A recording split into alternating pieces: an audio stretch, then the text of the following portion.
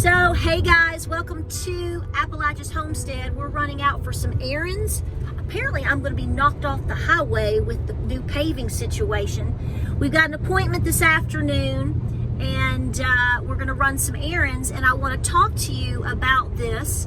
I think we have kind of hit on this subject before, but I have been getting a lot of comments, and I've been seeing comments on Facebook by particularly ladies, and I really am concerned at this point with reading all that I am about your safety. So I figured, since I'm out running errands today and I have somebody with me while I run those errands, it's kind of like case in point. So here is the deal. So we're having to go out today and run errands. We have an appointment. We're trying to consolidate, obviously, gas, time, money, all of these things. So I'm going to stop at a couple of stores, get a few things that we need. I'm pulled in here at a Dollar General because, you know, we love the Dollar General. Love Dollar General. But we were just talking about this morning, and James will chime in because we actually had this conversation probably, 3 or 4 weeks ago, where I had pretty much said that I didn't really feel comfortable really going out to a lot of places anymore to do my shopping. Now, I know a lot of people go in and out every day, and they're probably going to think I'm a little silly for saying this, but I just think by all the comments that we are reading, the emails and messages that we're getting, you know as well as I do that people are definitely more temperamental now than they were a month ago, 6 months ago, 2 years ago. So it's kind of like you want to make sure that everything and anything that you do makes sense, especially for you ladies out there and your safety. You know, I really want you to consider that you consolidate your errands, you consolidate what you're doing for others when you go out, and don't go out shopping alone. Even if it's going, take your sister, you know, have your son go with you, your husband, whatever, your neighbor. Go out in a group, in a sense, if you will. Now, obviously, somebody's going to say, well, I can't do that, or, you know, I'm just going up the road. I'm not going to tell you that I'm not going to go to a very, very localized place by myself ever again, if I'm comfortable with it for the most part. I'm just saying, try to make it a habit to make sure that you are not alone. Even if you can defend yourself, having people with you is important for many different reasons. Somebody else that can drive, etc., etc. I've gotten some messages just over the last day or two. One lady said that she got into it with somebody. She was minding her business, was at the store buying basic things, filling up the buggy, because she said she was shopping for her family, and she was also shopping for an elderly neighbor. So she was buying things from both lists, and she was putting them in the buggy, and she actually had somebody come up and confront her about what she was doing, what all she was buying. I mean, she goes into great detail, and one of the things was white vinegar. White vinegar. I know personally know some folks that have gone to places such as Costco or Sam's Club, and they have been sort of confronted there too. Now, we have never seen that here. People here know to mind their business, I think, a little bit better, maybe, but that may not be true. We just haven't experienced this type of issue. But here's what I want to suggest. Not only do I want to encourage you to not go anywhere alone if possible, wouldn't go super late in the evening if possible. You know, obviously daytime shopping, parking close, paying attention to your surroundings, etc., etc.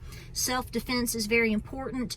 But also, like today, we don't necessarily have to go shopping at some of these places, but not just to consolidate time and gas, but because he's with me. And like we've been saying for many, many months, it is better for you, for your pantry, for your rotation, for your budget, for you to just do a little bit at a time. But here's another aspect to that. If you're going into the store and you're getting 2 cans of this, a roll of toilet paper, you know, a pack of toilet paper, some Windex, whatever, you know, 1 of this, 2 of that, 3 of that, 1 of that, and you do that a little bit continually over time, then the likelihood of somebody saying something to you, which I don't think, I'm gonna be honest with you, I double dog dare anybody to say anything to me. I mean, that's just sort of the attitude around here. But my point is if you are doing your due diligence over time, there's a lot of different benefits. You're not taking from everybody. You're not hoarding, but you're also not busting your budget, etc., etc. It's sort of like there's different ways to look at how to stock up your pantry. My main issue with this video and what I have to say is I'm trying to think of ways to encourage you to be safe. What do you want to say, big guy? Well, I think that if you buy a little bit at a time, it doesn't draw attention to you either. Right. So people see you with your shopping cart, they don't just naturally assume, oh, that person's trying to hoard, or oh, that person is a prepper. And if they have bad intent, they might be less willing to follow you out to your car because they don't think that you have a lot of stuff. Well, and that's another thing is, if you're not, you don't want anybody to presume anything. And the idea is, and you may not be going in here to prep or hoard. You may legitimately need some toothpaste and some mayonnaise and some Pringles. I don't know. But the point is, the fact of the matter is we have a lot of issues continuing to cause problems in society. People are mad. People are going to get madder, because none of the problems that we're seeing really are being dealt with or are getting any better. And if they are, it's a short-term fix, because as I keep telling you, it's an election year. So, you always bounce back to the whole conversation of, wow, what's the end of November going to look like then? Or the end of October? In this case, maybe September. We don't know. But I find it alarming how many people, and it's all been women, how many comments just in the past 1 to 2 days and they're just commenting, talking about their experiences, what they're dealing with, what they're seeing, the frustration of people in society. It's going to get worse because, like I said, inflation, this is all a domino effect. I talked about this in a video. I'm getting fired up, James. Look, getting fired up. I'm getting fired up. The culture's coming out. The culture is coming out. Look at that. But here's the thing. It's a domino effect. One thing is going to knock another. The question is how many dominoes are there in the lineup? We don't know that. If inflation is hurting and gas prices are hurting families and they can't spend the money to go shopping and do things, which I hear from so many of you right now that are having a lot of difficulty dealing with the stress and the anxiety and just the banking alone with everything that's going on. So obviously this is putting a big clench on all of us. Some of us are a little bit further on the edge in terms of dealing with anger issues or stress. So you may walk into the Dollar General and all you're trying to do is to buy some French dip and some Fritos and a Pepsi, and that may just not be what somebody likes today. So this is why I say, please, ladies in particular, don't be going out alone. I would also encourage you, if you have young teenage kids, maybe college age young boys and girls, we call them boys and girls still, right? Because we're moms and dads, right? You need to be talking about this. You should always have been talking about these things. But now more than ever, people are having a lot of difficulty dealing with a lot of the problems that we all are seeing, and that should be expected. Okay, so I'm not saying to become a recluse and don't go out and live your life or do what you need or do your due diligence, but I think you need to, if you haven't thought about this, you better be thinking of it as of today, because I've told him, when did we say, a month ago? I said, unless I have to, we're going out together. I wait on him. We all go as a group. We pick and choose when. We don't go out late. We really are trying to be more aware than we already were. what would you tell the ladies? Men too, young people too, but particularly, I have a large audience of my age to my mom's age demographic, and we don't want any of them to get hurt or attacked or anything like that. Unnecessarily. Right.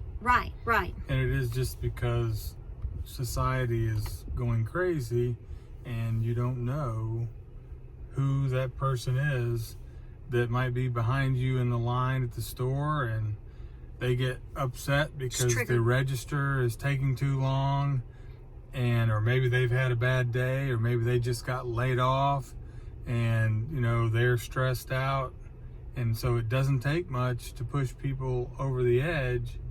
And it's for your own safety that you consider taking this advice and shopping with someone else, just to mitigate that risk. I think this, in closing, kind of goes along with what we've always been sort of hitting on.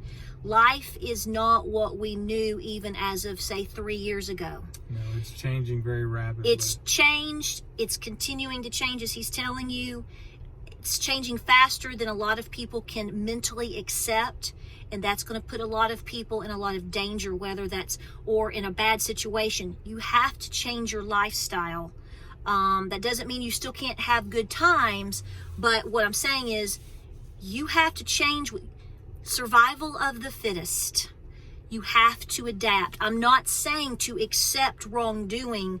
I'm saying you need to be smart, and we have to accept the world has changed. And some people would say, well, it's always been bad. Yes, absolutely. But the devil doesn't hide behind the pine tree anymore. Everything is out in front of your face. And once you're aware of that and you know it, you have to be able to realize it, accept it, and deal with it. And sometimes dealing with it is outsmarting it. And that's what we're trying to encourage you to do today. All right, let's go get some bubble gum. We appreciate you guys. We have more videos coming your way. I am canning salsa. I probably won't teach you anything new or different that I haven't on any other water bath videos, but we're going to have some fun. I'm going to wait until probably tomorrow. I really could do it today, but I've got some tomatoes that are on the vine. I'm trying to get as many tomatoes in at one time, because when you start to water bath and get all those tomatoes blanching and peeling and all that, it's kind of nice to do it all at the same time. So that might be tomorrow. So anyway, but that's coming up. Hey, keep growing, keep stowing, don't give up. If you live in the South and a lot of good areas, if you can put in a fall garden, consider it. I was looking today at some information that was emailed out, and a lot of you, just like me, you can right now, here in the next couple of early weeks, you can still do more tomatoes, corn, beans. Don't give up. And if you're just like, I'm done, well, that's fine. Go on the 5-can plan. Get 5 cans this week, 10 cans this week. Just don't stop. Don't give up. All right, guys, we appreciate you. You ready to roll? Ready to roll. We appreciate you guys. Can you believe all these new people? That's awesome. It's awesome. It's awesome. We appreciate you. Like, subscribe, share, comment. Tell us what you're seeing. Be safe out there. We want you safe, okay? And we'll see you on the next video.